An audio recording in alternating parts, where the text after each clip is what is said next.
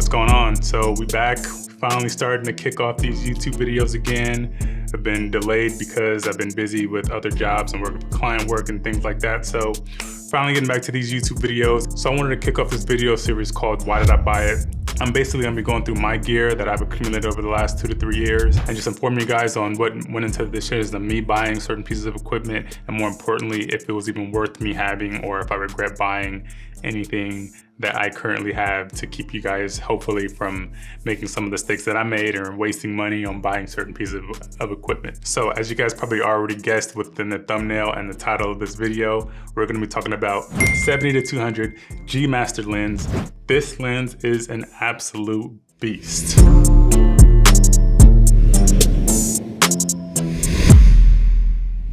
All right, so I already said it at the beginning, this is an absolute beast of a lens, and the quality of photos you can get out of this thing is just super, super nice.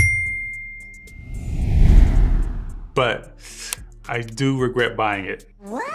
And now that kind of pains me to say because I do like this lens, but I do regret buying it, and here's why.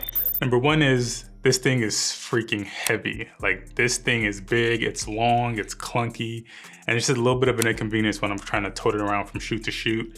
Trying to find a slot for it in a camera bag or in my Pelican case. It's just a little bit of an inconvenience when I'm trying to just like do more of that run and gun style. And especially when I take it on like photography jobs and things like that, it's just really heavy and it weighs on you throughout the entire shoot. And that's one of the reasons why I kind of regret buying it. It's just because the inconvenience of the run and gun style of shooting, photo shoots and things like that. So the second reason why I regret buying this thing is I just don't use it as much as I thought I would when I initially bought it. And that's the number one reason what we just went over probably has a lot to do with that, just being that it's big, it's clunky, and it's really hard to just kind of tote around from shoot to shoot.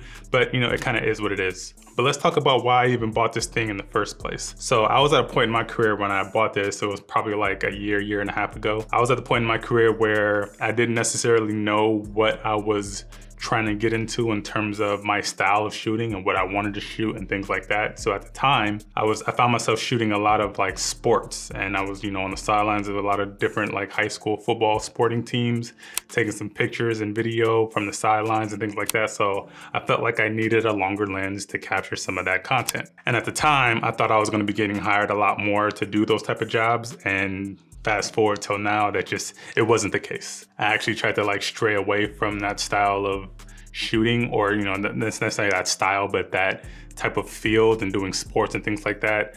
I didn't really want to continue to pursue that after a couple of times that I was actually out there shooting. And if you guys want to know why I decided not to pursue sports photography, I can cover that in another video. Let me know in the comments below if you want me to touch on that. Another reason why I bought this lens is because I thought I was going to be using it for a lot more like weddings and wedding filmmaking and wedding photography. And although this is amazing for weddings, and I have used it on a couple different wedding shoots for photography mainly, and for video, just kind of have that longer focal length when you're filming ceremonies and whatnot. Yeah, so those are basically the two reasons why I kind of convinced myself that purchasing a $2,500 lens was justified, just because I thought I was going to be shooting a lot more weddings and sports.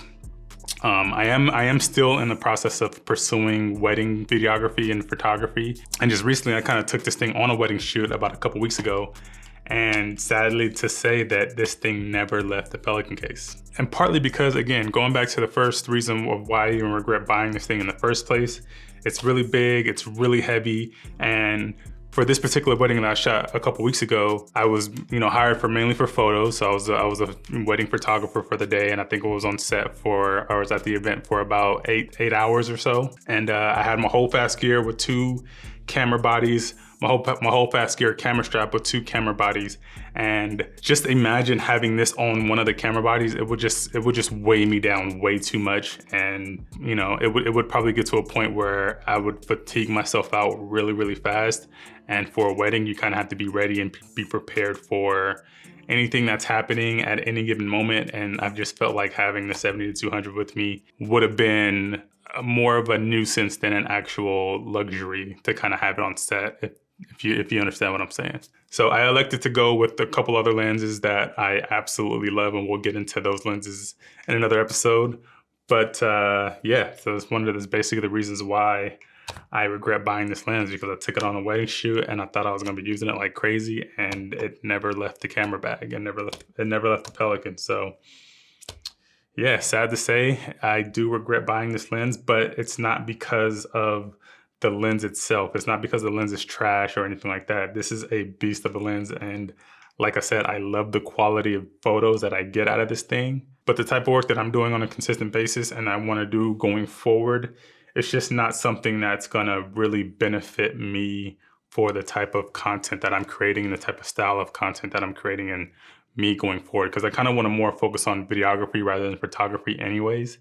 And it's just not something that is gonna really benefit me a whole lot. So if you're a photographer out there that's doing weddings and doing other things like that, this is a great lens, go for it. I mean, if you can justify the $2,500 price tag, which it might be actually a little cheaper now that the version 2 came out, because this is actually the original 70-200 and they just came out with the Mark II. So if you're somebody that loves this look and that long lens and you wanna shoot for weddings or events where you're not necessarily can get really close to your subjects, man, go for it. It's expensive, but it's worth it if you have a use case for it, so to say. Now, am I gonna sell this thing? No, probably not. And the only reason why is because I already bought it, I already spent the $2,500 for it. So I might as well just keep it in the gear set, keep it in the collection for those rare occasions where I do want to reach for it and I do want to use it on one of those rare shoots where I have like a photo shoot and it's just like a kind of a controlled environment where I can pull it out and not like have it being in a run and gun situation and have it wear on me throughout the entire day. So for those reasons, I'm just gonna keep it with me. And another reason why I'm gonna keep it with me is that it rents out on ShareGrid quite frequently. Like, people come and rent this thing a lot. It is posted up on ShareGrid and it probably gets rented probably once a week maybe, or once every other week. And I could potentially make some of the money back that I paid for it, which, you know, I have already within the past like year or so that I've been renting it out. So, you know, that just goes to show you of like putting your stuff on ShareGrid and getting that community to kind of rent out your gear. It can help you pay for some of your gear financially. So that's another reason why I'm gonna go ahead and hang on to it. And that brings me to my last point, which is what I would have done differently had I, you know, if I would have bought this thing or not. What I would have done differently was not buy it and probably just rent it on ShareGrid, because like I said, I've only really used this thing maybe 4 or 5 times throughout the year and a half that I've owned it. And those 4 or 5 times, what they're renting out on ShareGrid probably for like $40 to $60 a day. Renting it out 4 or 5 times over the last year and a half, I wouldn't come close to the $2,500 price tag that I paid for it. So it would have made more sense back then to just rent it rather than buy it. But being somebody like me, I like to buy and own my own gear. But the smart way to do it would probably just be to rent it first and then test it out, see if you like it, see if you have a real use case for it and things like that. And it'd probably save yourself, you know, a couple $1,000s. So if you're out there and you're looking at buying something like this or buying any type of equipment that is expensive, look to ShareGrid, man. Rent some of the gear, test it out for yourself, see if you can envision yourself using it, see if you like it. And you know, it's not a huge financial commitment, because you don't want to buy something that you regret, especially something that's like this with a $2,500 price tag. It can, yeah, that money could have went towards something else, or a lens or two that I really want and need, or another piece of equipment like lighting or anything like any other thing like that. So take my advice before you buy, especially something with a over $2,000 or $1,500, whatever the price case is. Rent it first, test it out, and then so you're not left like me and having buyer's remorse and regretting buying a $2,500 thing. So that's been my rant.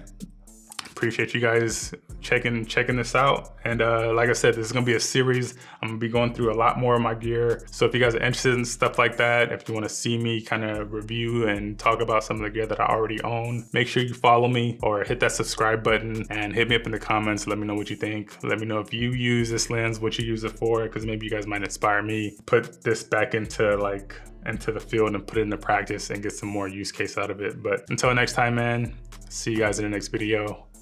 I've been all in my bag, you been all in my business, you be all in your feelings, I've been all in them trenches, I've been all in my bag.